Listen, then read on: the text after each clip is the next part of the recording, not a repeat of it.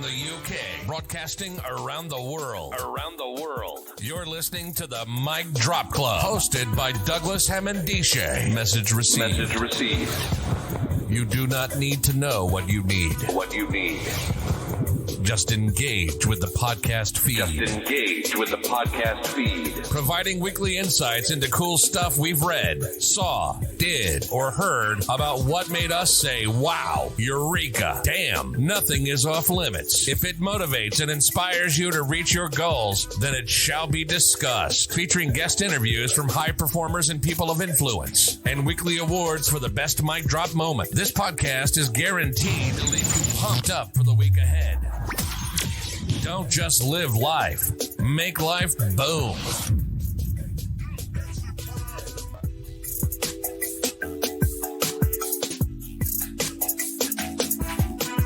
Hi everybody, it's Douglas Hammondishe for another episode of the Mic Drop Club. And today, just as promised, we're following up on the conversation that we had a couple of weeks back with Andrew Rolf, talking about all things transformation.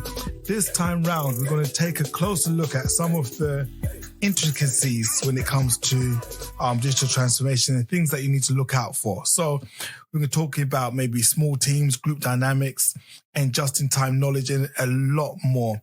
So Andrew is waiting in the wings, just coming. So no further ado, Andrew, how you doing? You all right? I'm good, thanks, Douglas. Yeah, it's been a busy week, and I'm looking forward to this conversation. I know it's going to be a good one. Absolutely. And the last time we spoke, I know you watched, was it 13? That's right, yes, 13. On your recommendation. Oh, excellent. That's the film for listeners out there regarding the British rescue attempt for 13 trapped footballers. Where were they, in Korea? Thailand. Yeah, trapped under the ground, and they had all the elements up against them in terms of the weather, the terrain, and how did they get them out. So it was an international effort, but certainly it was led by the British. So there was a lot of lessons to be learned by that. So you watched it, you recommend it? Oh, it's amazing. I mean, it's amazing because it's a true story. It's amazing because they achieved what was described as a miracle.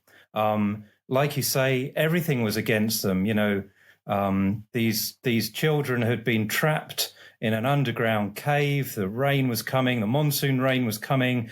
The cave was filling up with water. They were running out of oxygen. And how were they going to get these children out of a situation which they were totally unfamiliar with? Just finding the children alive was a miracle in itself. Getting them out all alive was a double miracle. It's incredible. And there are so many things to take from this. So yeah, it was a great recommendation. And it came off of the back of us talking about the relevance of life and death situations to transformation. Like, what's the similarity between that situation, these kind of trapped children, or kind of many kind of natural disasters? What's the similarity between that and transformation? But it's there, you know, it exists.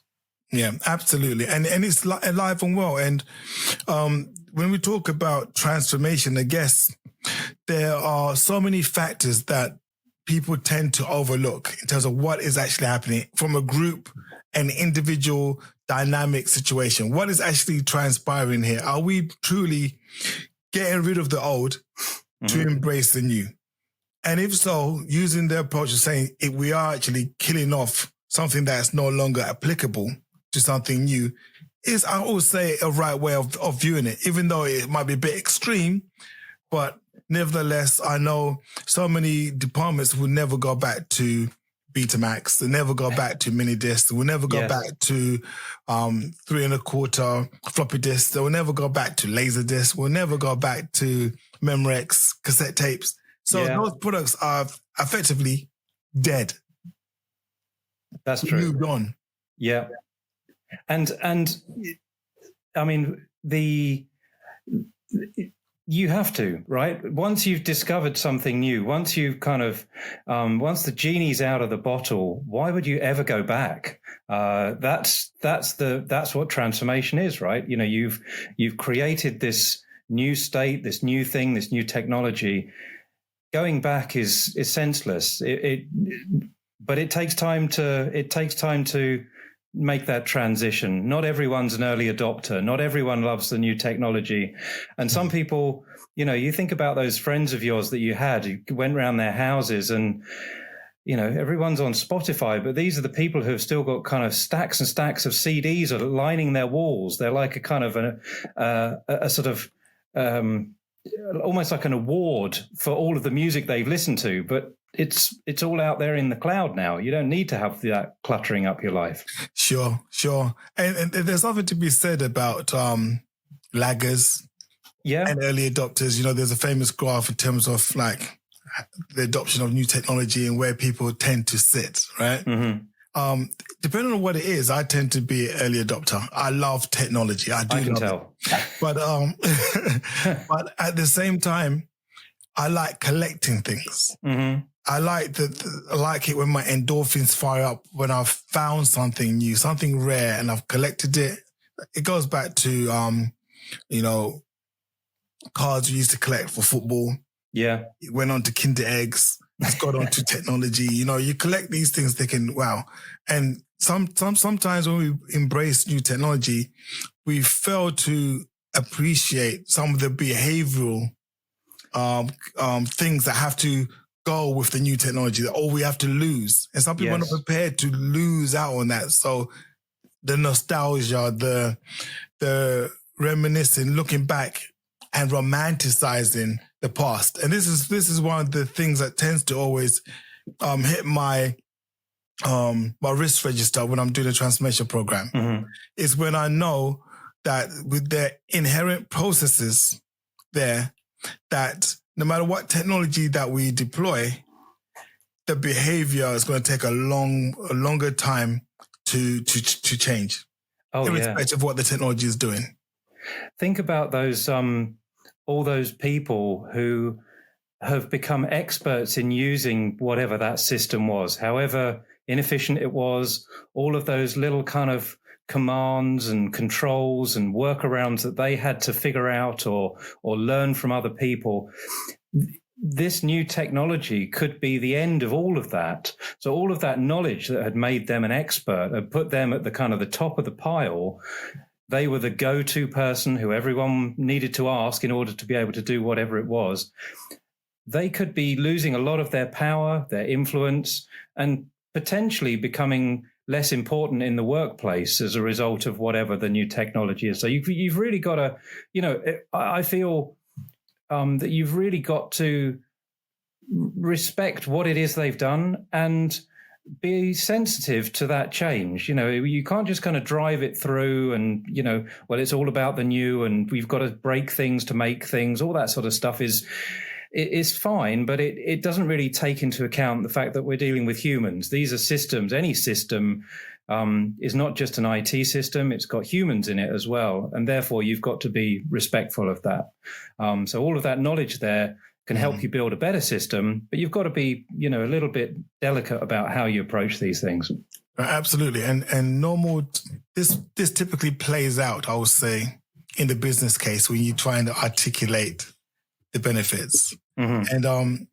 And we did speak prior about business cases. Traditionally, you can write a business case that will last you maybe 2-3 years, even 5 years, and we're writing business cases literally on the fly. We're tweaking them as we are going because some of these benefits are morphing and changing because there's so many interdependencies based on other technologies and other systems. And so, how are we able to articulate that now? I think so. The thing you were talking about, we talked about it last time, this idea of strategy in real time, being kind of already ready. The film about the cave rescue, that is like a constantly changing situation. I think that situation is actually far more similar to business leaders than many of them would actually willingly admit. The uncertainty, the level of unknown unknowns, the things that are outside of your control that are affecting the situation that you're in is actually it seems like it's the stuff of Hollywood dramas in the rescue film, but actually this is what business leaders and organization leaders are faced with all the time. And I think this ability to flex and to accommodate new ideas and to constantly be evaluating your position and evaluating the tactical situation around you is the stuff that makes a great modern leader and a great transformation program. If you like you said, 3 to 5 year business plans, 5 years ago, we were in 2018, we're talking in 2023, it's 2018. Who had predicted the COVID pandemic 5 years ago? And who had put that in their business plan or on their threats and, external threats? Who had been talking about that at a strategy away day? Nobody, of course. Everyone was sort of just, they built a plan and suddenly we had to recreate that plan. Literally within the space of days and weeks, we were going from a world where we all commuted into an office to suddenly a world where nobody could be within, 1.5 meters of each other. Huge changes. No, absolutely. And now we've gone full circle. Yeah. With that, in terms of the other day, Amazon are appealing to its workforce to come back to work. Yeah. Zoom, irony, yes. Are trying to get their employees back to work. Yes. Back into the office. Sorry, not back to work, back into the office. So again, once behavior has changed, and then asking your staff to then change back. Yeah. For example, working from home is one where it doesn't just affect the employee. Yeah. Their family's involved. And so when we talk about change or transformation in that context, it's far more nuanced and it's far more delicate than just, we turn back to the office now because we're paying high rates for the building. Yeah, we want to support the local economy as well. There's something about sharing information, blah, blah, blah, blah, blah. Yet that employee goes back home to a partner, maybe children who have got used and adapted to this new way of living. That's true. I agree. And I always remember the expression I heard this, must have been 10 years ago. Somebody said, nobody ever went to the office to have a good idea. You think about all the places where you've had good ideas, in the shower, going for a walk, on the beach, having a coffee. Good ideas don't wait for 9 a.m. or they end at 5 p.m. They happen anytime. But the office is a place of learning. It's a place of collaboration. It's a place where you can engage with people in the way that humans have evolved to engage with each other. We found COVID and working remotely, the tough bits of that were, the fact that we couldn't get all of those non-verbal signals from each other, the fact that we couldn't just kind of be around each other and sort of, communicate in the ways that we do, which is so much more than just a spoken word. So I'm sort of, I see the benefits of both sides. I think that it's really tough right now if you're new to the workplace, you've started out and you're looking to learn from the senior people in the business and share ideas and be that sponge for new thinking. If you're new to the workplace and you've got to do all that remotely, it's really hard. But likewise, this is a change that was available to us a decade before COVID. I remember using Skype in 2003, I think I was using Skype and thinking, this is incredible. It's going to change the workplace. And nothing changed, really. We could speak to other people around the world for free using voice over IP, but we didn't really it didn't really transform the way that we work until COVID. And that's very common of new technologies. Often you use a technology at its inception to just do a better version of what you did before. So when we had electricity available to the home, the things we did to begin with were we switched out gas lamps for electric lamps. We got rid of our old irons that we filled with pieces of hot coal, and we switched those for electric irons. So they were just the same tool, but powered in a different way. And then it took a while before we did really revolutionary things with electricity, like, radio communications or X-rays or things like that, truly revolutionary, game-changing things. And I think it was the same with the technology that enabled us to work remotely during COVID. It was all there. People had it, but hardly anyone used it. And then we had to use it, and then we got used to using it. So I'm sort of torn. It's a really tough one, because this is something that's playing out live in the workplace right now, and I have a lot of sympathy for both sides of the argument. Yeah, and there are factors in there that also need to be reconciled, or at least acknowledged, such as the geopolitical environment all this is taking place in. There's also the financial situation in the developing world as well, and also access to resources.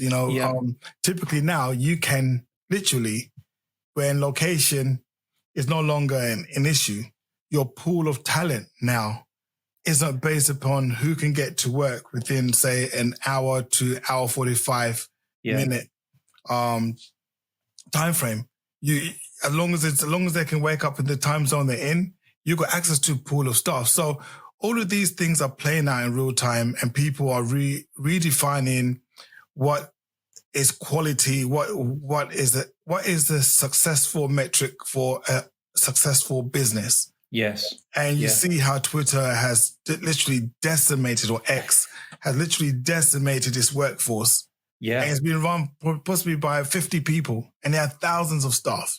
So they're saying, look, we can still be operational, we can still function, and not much will change with less staff. And that is embracing technology such as AI, which is coming in and amplifying the human, amplifying capabilities for organizations, businesses, departments, care, governments, even warfare. Everything is just at a perfect point where transformation, as you rightly said, is in real time. The business case has to be done on the fly. So I guess my question to you, Andrew, is, now we set the scene, what then would be the true north? Like in the film 13, the true north was to rescue these kids that were trapped in the cave. Yeah. What will be the true north for any typical transformation project? So for me, transformation really is looking at some aspect of the way that your organization operates and fundamentally changing something around the value that it provides to its customers, the way that it provides that value. So you asked about the sort of the true north.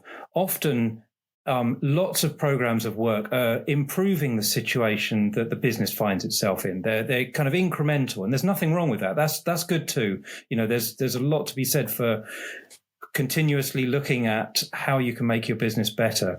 But truly transformational things are where you're looking at almost a sort of a reinvention. If you look at the way. So let's go back to the film for a second, because for me, the real turning point, the pivot in that film was when the Thai authorities were willing to allow a team of British cave divers to really drive the rescue. And there were many reasons why this would be a very difficult decision to take. So, there's a lot of national pride at stake. There are people who feel they were experts. In fact, there was a Thai Navy SEALs team who were heavily involved in trying to sort of rescue these children to begin with, and it hadn't succeeded. And the change in direction, the transformational element of the film was them realizing that there was somebody with a new way of doing things, these British cave divers who were experienced in operating in very tight situations. They were experienced in the poor visibility, the disorientating nature of being in caves. I've heard cave diving described as one of the world's most dangerous pastimes. It's not something that you do without a lot of expertise. And these were people who were the most expert in their field.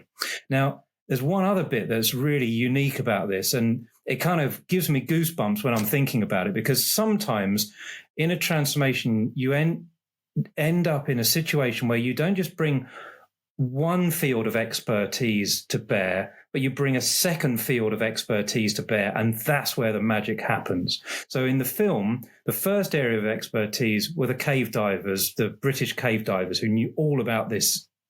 The cave divers themselves were able to find the children, and thank God they found them alive. But that didn't solve the problem. They've now got to get them out of the cave. How are you going to get these children who have never experienced cave diving before through 2 miles or so of underground chambers that are flooded? And that's where the anaesthetist, who was also a cave diver, came into play. So suddenly you've got 2 areas of expertise, cave diving plus one cave diver who happens to also be an anaesthetist. And then they were able to give the children an anesthetic, which would allow them to be transported through the cave network by the experts. And those 2 things coming together, I think, when you're looking for transformational things, sometimes it's a combination of expertise that comes together. And when I'm working with the clients and organizations I work with, I guess I'm like the cave diver. I bring transformational expertise, but usually there's people in their organization who bring some unique perspective to it. And what I'm trying to do is join up with them to make a force that's more powerful than just me or just them. We're more than the sum of the parts. So, I mean, we talked about how that film is such a kind of is so important as a reference for transformation, and those are some of the reasons why I think it is. So yeah, good question though. Yeah, no, fantastic, and also spoiler alert. I have to put that out there for anyone that hasn't seen it. Well, I think the fact is, I mean, it was happening in real time, wasn't it? If you think back to it, this was the sort of lead news article around the world, yeah. And you know, it's one of those rare occasions where something that really had very, very little hope of anyone surviving it, all of them were rescued, and there was sadly one death, and that was actually one of the Thai Navy SEALs who died. So yeah, it was an incredible story. Yeah, and I'm gonna keep us on that point for a little bit, because I think, as you rightly said, there's a lot of learning from that. And in terms of other factors that need to be, that could come in to play a role in the whole transformation that we might not think of. Yes. And what that was the belief system. Yeah. What happens when you're trying to deliver transformation that goes against somebody's belief system? Yes. If you know those belief systems, they're hard to evidence. Yeah. You know, but they're deeply entrenched, because there was a belief system there in terms of the gods have cursed. Yes, they've done something at the wrong time of the season. You know, so people are going up against what they were taught and what they truly believe in. This is talking about the Thai population in that environment. You know, so this cannot be stated enough and needs to be explored a lot further, because even somebody using, say, an iPhone over an Android phone, there's still, the way these products now are being presented and pitched, there's an inherent belief system in there. Yeah. For example, if you think different and you subscribe to thinking different and free thoughts and all that kind of stuff, you go the iPhone way. That's still a belief system. Mm-hmm. So changing from that to another state is very, very difficult. The second point I want to just run by you is, and this goes to your approach as you go in and you understand that you're expert in one field. This is why when they say diversity, some people only go to diversity just thinking about different races and stuff, but essentially it's about different experiences, different lived experiences gives yield to this diversity of thought and experiences that you can then look out for what we term the Black Swan.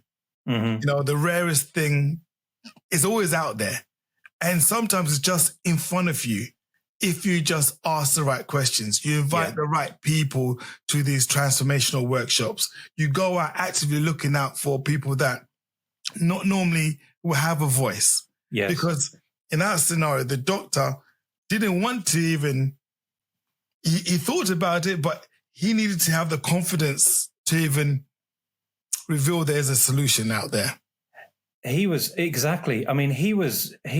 extremely resistant to the idea of anesthetizing the children because it went against the Hippocratic oath that he had taken. You know, this was like core to what he believed and what he had been taught and his belief system as a doctor. So, you know, if he hadn't done it, it's highly likely that they would not have succeeded in the mission. And belief systems, I mean, this is another very kind of rich area. What we're really getting into here is the core cultural beliefs of an organization can be incredibly strongly embedded, even in an organization that is relatively young. So if you think about an organization that may be, say, less than 10 years old, those belief systems form very early and very strong and very deep. How we do things around here, what's acceptable, what behaviors do we endorse, and what behaviors do we reject. These things are really deeply ingrained within a business. So when you come to transform a business, you can look at all of the kind of rational elements, all of the problem solving aspects of business transformation, and think that you've knocked the problem out of the park. You've scored a home run with this, and it's just gonna fly, and it doesn't. And the reason it doesn't is because you've kind of missed that human dynamic, that human factor, and it's around the belief system. So I think you kind of ignore belief systems at your peril. And the point that you were making about Apple versus Android, I mean, this is back to a previous conversation we had where we were talking about the people who'd done CrossFit training and were evangelical about it. People who own iPhones don't just own an iPhone. There's something that makes them choose to pay over the market rate to buy a product that's as good, arguably, as something that's half the price. So what is it? What is it about that badge on the back that makes them want to do it? And there's a whole load of motivational reasons. Feeling part of a tribe, this Apple product, iPhone product owning tribe is my tribe. That's what I want to be. It's all that sort of 30 odd years worth of marketing and branding and product positioning that makes people think,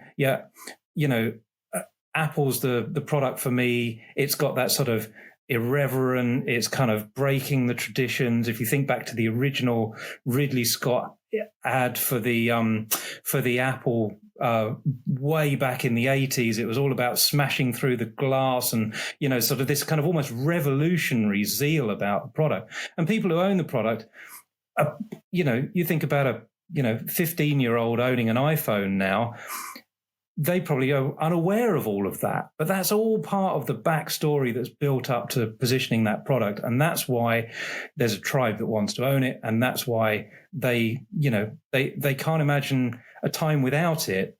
Or if you were to present those iPhone users with an Android, that would seem scandalous. That would seem so wrong. How can how that's not me. There would be an immediate organ rejection. They're just not going to work.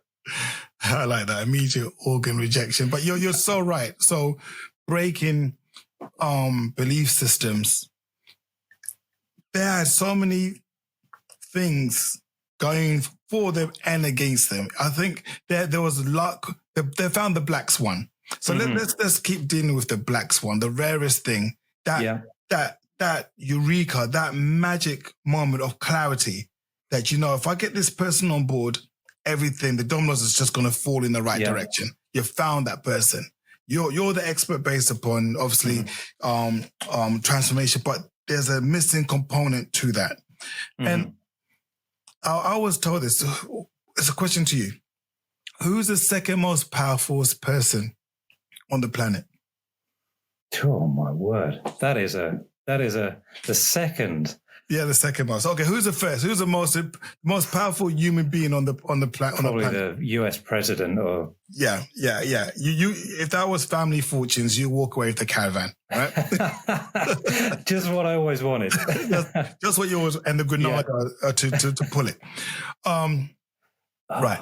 So the second most important person, powerful person, is his doctor. Oh, his doctor. I was going to say the spouse, but it's his doctor. The doctor will be able to tell him to pull down his trousers, and he'll pull down his trousers. Yeah, So there's something about hierarchy that plays out here. Yeah, and in our scenario of the film 13, we had an anesthetist. He was a professional in his own domain. Yeah, of which in that domain there's a hierarchy. Mm-hmm. And in society, we trust physicians. Yes. So what happens now when we're looking for the Black Swan in transformation? And if we say power no longer resides in hierarchical structures, some structures are very flat. Yeah. How then do you find and encourage people to have these conversations, right, that don't have that seniority about them? Yes. So that's back to our conversation last time where we were talking about active listening and being able to engage marginalized groups. So anybody within the good ideas don't float to the top of an organization, and people who can help effect change are spread throughout an organization. They aren't concentrated towards the top, although the people at the top of an organization need to be wholeheartedly backing transformation. The things that actually make transformation work are people throughout it. So finding the Black Swan is the challenge there is it could be a number of things that come together that make a Black Swan. So a Black Swan sort of makes it feel like you're looking for a needle in a haystack. It's really hard to find. What you might be trying to do is join together bits of a Black Swan from all of the things that you've heard from different pockets of the organization. It's almost like you're assembling a Black Swan. I found a wing here and a beak there and a neck there, and all together these things make a Black Swan. So let me just sort of unpack that a little bit. Please do. One of the things as a consultant that you have the license to do is move through an organization. Very quickly, you get a picture of how things work in an organization because that's what you've been invited to do. And as you're moving through that organization, talking to people at different levels, employing active listening, talking to marginalized groups, you're finding where those kind of pockets of expertise are. So in the film, it makes it very simple for the viewer, and it was real life as well, so it's not made up. The film, The Black Swan, was the anaesthetist. In an organization, like I say, it could be dispersed across it. So I rarely expect to find one individual in an organization that can radically transform it in the way that anaesthetist did. I'm usually looking for a group, a collection of people across it who together can help me to create the story around what that change is going to be, provide their domain knowledge and expertise, and that's where the magic happens. And there's one thing I'd add to this. You made a really good point earlier about diversity of thinking, which I think is going to be the conversation of the future. At the moment, we're doing all the right things, which are making sure that we have diversity of gender, diversity of race, diversity of all the things that we currently talk about in terms of diversity, which is exactly what we need to do. But that's really, for me, just the first rung on the ladder. In the workplace of the future, that won't be the conversation. The conversation will be around diversity of thinking. And the people who represent those elements of the Black Swan that we were just talking about are often the kind of people who say, when you say to them, I'd like you to think outside of the box, their natural state is thinking outside of the box. They never got this idea of the box. They were always the kind of creative types, the ones who would mix Meccano with Lego, or the ones who would try mixing, I don't know, like different flavors when they were cooking that you would never have tried. The box to them is something totally alien. So they often are the kind of people who are particularly valuable in transformations. I'm sure you've experienced this as well, where you meet this person and suddenly you kind of have a little bit of a side conversation, where you realize that actually you're both out of the box thinkers, and together, you might be able to do something special. I love the way you put that. It reminds me of that ancient Sanskrit saying about describing different parts of an elephant. These blind people, where I think India, they were trying to describe God. Uh-huh. They were trying to describe an elephant. They were blind, yeah. But trying to describe an elephant, but they all touched different parts of elephant. Mm-hmm. And they said, it's got strong legs. Mm-hmm. The other one said it's got a rubbery type thing, which feels like a tail. But they were just describing this thought as a collective. They were describing an elephant, so being able to take a look at all the parts, yeah, and make it into the swan as what you've done in that situation, I think is really, it's really, really fascinating. It's been able to know that the swan is not just an individual. It could be a system. Yes. It could be a system outside of the system itself. It could be an environmental factor that could be playing. But it's being able to think like that and to see it play out and wait for it to come. Yeah. Yeah, totally. And I think I don't think there are magic bullets in transformation. If they're out there, I've never seen them, and it doesn't mean to say they aren't out there, but the likelihood of if magic bullets and needles in a haystack, they're sort of the wrong way to think about it. Any organization can transform itself. It is possible. They have to have the belief and the courage to attempt the transformation is the first piece. They have to deal with the belief systems, as we talked about earlier, and within the components of their organization, by looking at all of those components and looking for, I believe that outside assistance, that's what I often bring, is a fresh pair of eyes, a new way of thinking, some new frameworks, all of this kind of stuff. That combination is what can achieve transformation.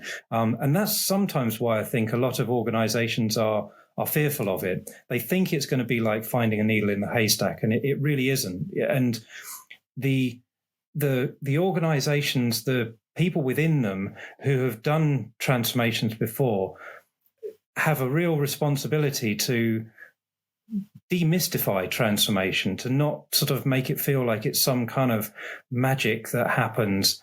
It can be achieved by all organizations. I'm getting a bit kind of evangelical about this. Yeah. I'm on my soapbox, but I think that, organizations and organizations have to transform, right? You look at the FTSE 100.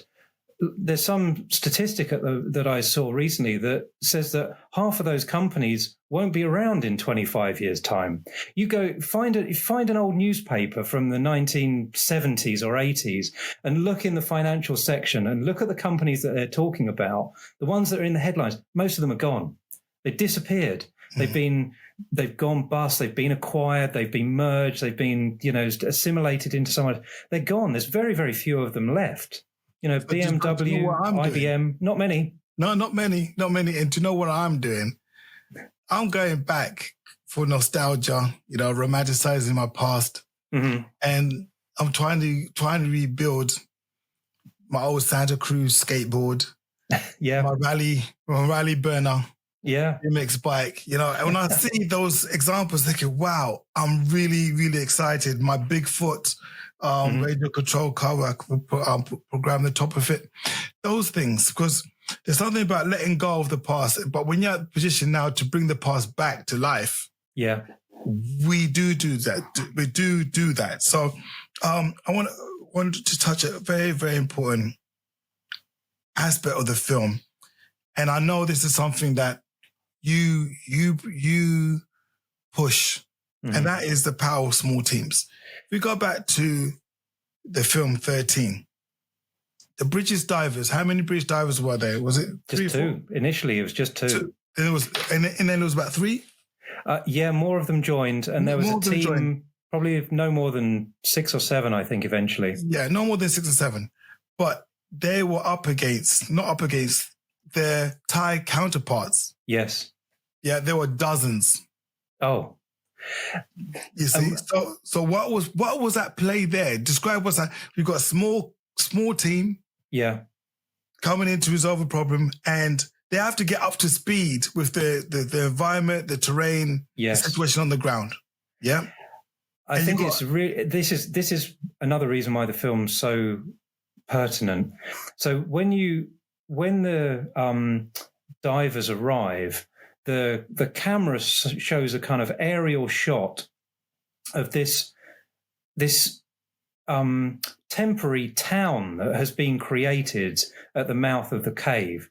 There's the families of the trapped children waiting. There's the governor. There's media from all over the world. There's all the authorities there. It's a town that has been created out of nothing that they have landed into, and they are, in some ways, the fact that they are a small team is their sort of their superpower, because they're able to kind of move through quickly. They don't have to kind of get held back. They're not sort of particularly visible.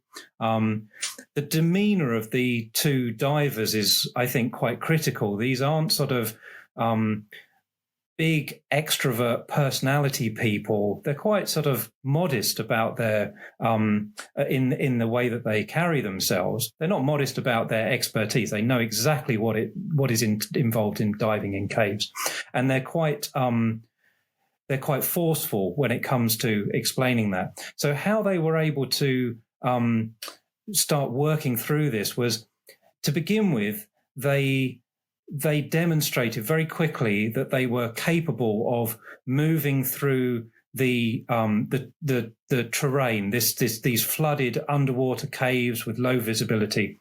They demonstrated that, and that is the ability of a small team to quickly demonstrate their skills is also relevant in transformation.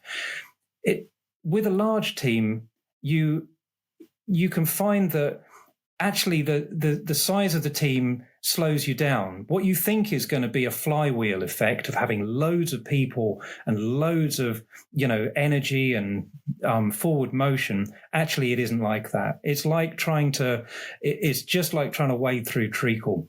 So the small teams also have another dynamic, and it's this. I believe that small teams are outperform large teams, because large teams, unfortunately, can be a breeding ground for inefficiency and bureaucracy. So if you think about, let's just look at a reason for why that is. And communication in teams is vital. So the two British divers, two people, there's one line of communication going between them. There's nobody else to involve. Person A can talk to person B, B to A. That's one straight line of communication. Very, very effective, right? As soon as you've got 5 people in a team, suddenly you've got 10 lines of communication. So we've just added a few more people to the mix, and suddenly the number of communication lines has gone up significantly. Put 10 people in, and you've got like 45 lines of communication. So you can see these communication lines all building up and building up. This creates huge amounts of inefficiency. And in the situation in Thailand, time was of the essence. And we need to return to this point about time being of the essence, because the clock was literally ticking on these people. The monsoon rains were coming down, the rains were falling through the earth, and that was kind of rising the water levels, which meant, if we didn't do anything, the whole cave was going to be flooded, and the small ledge that they were all sheltering on it wasn't going to exist anymore. So small teams work because they can communicate more effectively. Small teams of experts work because they can communicate more effectively. There's nowhere to hide. So you can't you can't point to somebody else in a small team. If you said you're going to take responsibility for doing something, you got to do it, because there's no one else is shouldering the load. And you radically improve your decision making because you're able to operate quickly. And kind of crisis situations like the flooded cave, like a forest fire, like a accident and emergency room require really quick decision making. And with the situation in the caves, they didn't really know what the answer was going to be, because there were so many things they had to do before they could get to how we're going to rescue them. First, they've got to find them. Then they've got to find out, are they all alive? Then they've got to work out what state they're in. And, at the time they found them, they were quite malnourished and, not in a great mental place. Then they've got to work out how they're going to get them out. So all of these problems are kind of unknowns until you've dealt with the first thing. And the smaller your team, the quicker you can flip into the next mode of problem solving and designing a solution for it. So I'm a huge believer in this. I'm actually involved in a project right now where already the amount of ground that we've been able to cover, we're not rescuing anybody. It isn't a life or death situation, but it is an important problem this organization needs to solve. The amount of ground that we've been able to cover with 2 people in a week is remarkable. We've done. Our client is delighted, and we're really pleased as well, because we haven't had to kind of go through a committee to get everything signed off or to get everything agreed. It's been so effective. And actually, that's quite refreshing. Sometimes after, a week on a project or a month on a project, you can feel quite fatigued. And the reason for that fatigue is decision fatigue.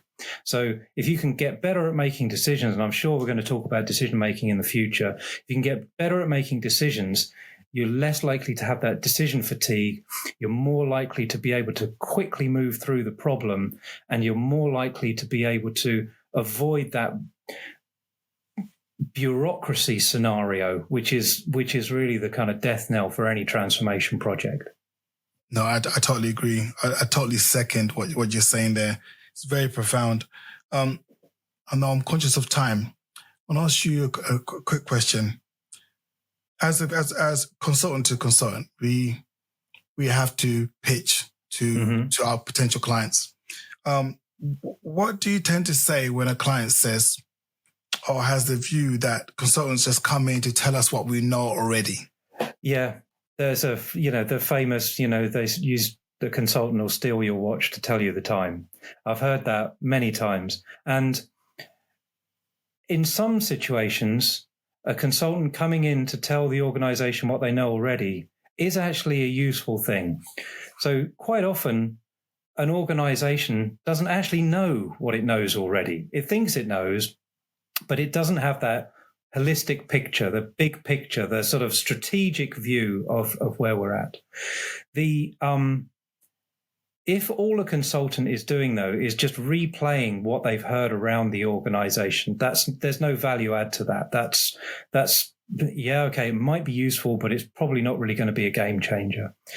The skill that a consultant has is that they're not part of the organization. That is so often overlooked. But the fact that you're not on the payroll, the fact that you're not in some reporting line to the CEO or to somebody else is a really powerful thing. And it allows you to say things that other people might be very nervous about saying. So you can have conversations and you can reveal information that many people might be thinking, but for various reasons, they might think it's career limiting. They might think that they're going to be kind of cautioned by their boss or something, something bad's going to happen.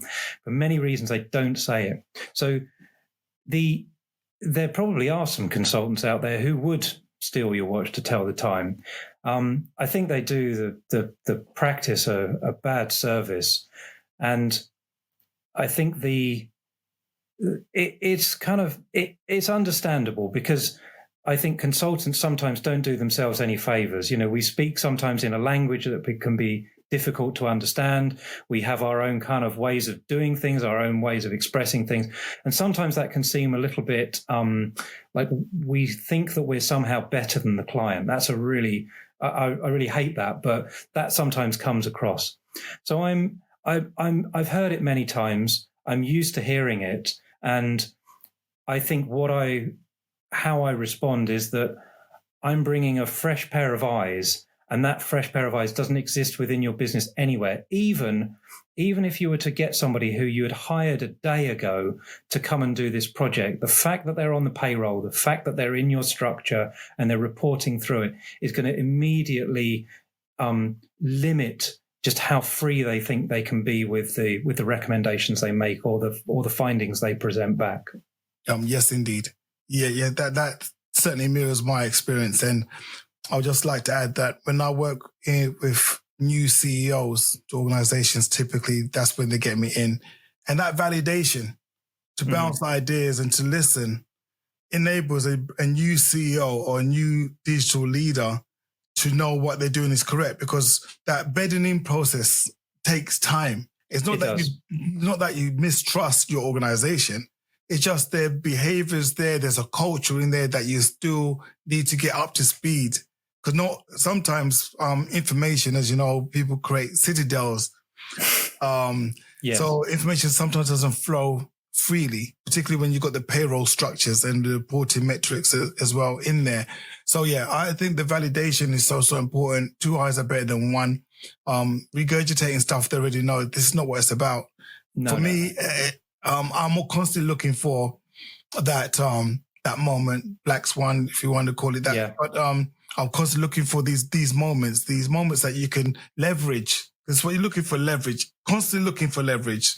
And just like the 13 film, we problem solve one thing at a time and you move on to the next one, but we complete each stage. Yes. And that's my biggest take on from the film is you complete to your best of your ability each stage that you move on. And all too often in digital transformation, we'll move on knowing there's a lot of things that were not signed off, not fully done. Yeah. Only for those things that were not fully done to come and bite us in the backside later. They do. Right? They really do. And I get it, because sometimes there's a sort of an impatience, if you're doing a transformation and you've realized that actually time's not on your side, this business has to do it. Sometimes you'll try and move through those stages just really, really quickly because you just don't have the competition's not waiting for you to sort yourself out. There's no pause button in business. You've just got to keep going. But you go and you build, you've got a little risk and you build in more risk and you build in more and more. And eventually, you've lost that sort of true north that you talked about. You're miles off, and, all of that effort, frankly, it didn't make a difference. And just look at the businesses that are now no longer in business as evidence of that. Many of those were run by highly capable people. They had transformation programs where they were trying to do the right thing, and they just failed. They just couldn't make that leap to be the next version of themselves. No, absolutely. Andrew, it's been amazing. It's been amazing. Normally the sophomore film is never as good, other than, say, Empire Strikes Back, because that's my favorite Star Wars. The tricky second album, yeah. Second one, but in terms of release, this has been very meaty. Yeah, it's been very substantive, and I certainly look forward to our next one, which is going to be, as you rightly said, we're going to talk about things such as decision making fatigue, just-in-time knowledge, all of these things, because all of these factors played up in that one film. It's incredible. And that's why, you wouldn't have thought that this was a film that would mean something to business leaders, but actually I think it's a great film. Everyone should watch it anyway, because it's an incredible story and a true story, which, is almost unbelievable. It's a double miracle what happened. So yeah, I think it's an incredible thing, and it's a must watch. Fantastic. So until the next one, Andrew, take care. Look after yourself. Thank you, Douglas. It's been a pleasure, as always. Cheers. Thank you. Thank you for listening. Don't forget to check out micdropclub.com and get the show notes and useful links. Subscribe to the podcast. Don't just live life. Make life boom.